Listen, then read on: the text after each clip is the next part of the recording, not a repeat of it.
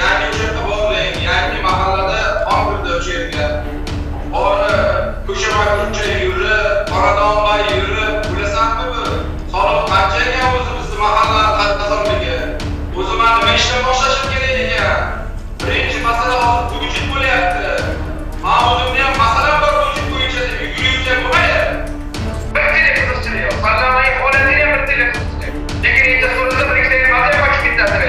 Qashqadaryoda hokim yordamchisi ishga tiklandi. Hokimlik sud qarorini bajarmayapti. Qarshi shahar sudi Batosh mahalla fuqarolar yig'ini hokim yordamchisi Shavkat Anvarovni ishdan bo'shatish haqidagi qarorini g'ayriqonuniy deb topdi. U 2025-yilda o'z xohishiga ko'ra ishdan bo'shatilgan.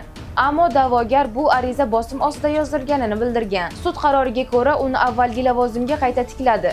Hokimlikdan 37 million so'mdan ortiq maosh va 2 million so'm ma'naviy zarar undirilishi belgilandi. Biroq sud hujjati haligacha to'liq ijro etilmagani aytilmoqda. Sizlarga murojaat qilishgan asosiy maqsadim men 2025-yil 23-iyulda Qarshi shahar Batosh mahallasida hokim yordamchisi vazifasida ishlaganman. Meni Qarshi shahar hokimligi tomonidan soliq va boshqa majburiy to'lovlarni bajarmagan deb noqonuniy ishdan bo'shatgan. 2025-yil 16-dekabrda Fuqarolik ishlar bo'yicha Qarshi tumanlararo sudining xalqaro qaroriga asosan darhol ishga tiklash bo'yicha xalqaro qarori chiqqan. 37 million so'm shaxs to'lovlarim undirib berish so'rangan. Shu bilan birga shahar hokimi rahbarligida 11-may kuni ertalab soat 7:30 da Zoom orqali yig'ilish o'tkazilishi rejalashtirilgan va o'tkazilgan. Unda aholi murojaatlari, budjet tushumlari va bandlik masalalari muhokama qilindi. Barcha rahbarlar o'z vaqtida ulanishi talab qilindi. Assalomu alaykum Nurbek Davronovich. Va alaykum, kimlar bor deydi? Mening oldimda yoshlar yetakchisi bor. O'zim borman. Sen o'ylasanmi, yangi o'sha bo'ldi, yangi mahallada hozirda o'sha yerga. Ko'chama ko'cha yurib, qoradonbay yurib, o'ylasanmi bu? Soliq qancha ekan o'zi bizning mahalla qazonligi? O'zi men nima ishdan boshlashim kerak ekan? Birinchi masala hozir vujud bo'lyapti. Men o'zimda ham masala bor vujud bo'yicha deb yugurib bo'lmaydi. Nurbek Davronovich, sen eshitasiz, bir ikki og'iz gapim bor-da. Bu davomatni kim qilgan o'zi?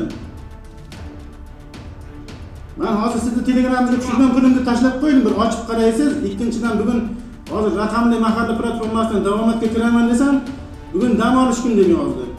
Keyin 18-aprel kuni siz hamma olmishta mahallaning oldida meni kompleksimga qaraydi. Bunday suddan tiklab kelding. Pulingni ololmaysan degan gaplarni qildingiz. Meni suddan qilingan pulimni to'lab berish sizning vazifangizga kiradi. Eshitib qo'ying. Tayinlagan kvitansiyangizni ko'rib oling. To'xtang, eshiting. Hozir hamma narsa zapis bo'lyapti. Sizning ustingizdan davlat xavfsizlik xizmatiga, prezident administratsiyasiga mana shu masalada yozganman. Hozir mana video olib, xavfsizlikka, davlat xavfsizlik xizmatiga borib, arzam nima bo'layotgani bo'yicha hozir borib ko'rsataman. Tayinlagan kvitansiyani ko'ring. Siz bilan o'sha davlat xavfsizlik xizmat boshqarmasida ko'rishamiz siz bilan. Hamma narsa yozib oldi. Mana hozir o'sha javob berasiz qonunning oldida. Siz nima Qoraqalpog'iston Respublikasining noqonuniy bir davlat tuzib olgansizmi? Meni kompleksimga qarang deb meni pulimni to'lab bermaysiz. Mana hozir raqamli mahallaga kirdim, davomat olmadi. Hozir davlat xavfsizlik xizmatidan mana arizam bo'yicha prezident administratsiyasi bilan gaplashamiz. Soliq tushumlari vazifam kirmaydi. Tushumni ko'rib oling. 500 ming so'm tushgan deb aytyapsan. 500 ming so'm tushgan deb aytyapsiz. Ko'ring kelganini eshitib tushganini. Hozir ko'ramiz, hozir qanaqa ko'ramiz shu. Dam olish kuni bugun. Effekt o'z mazkur holat yuzasidan vaziyat rivojini kuzatishda va masala tafsilotlarini o'rganishda davom etadi.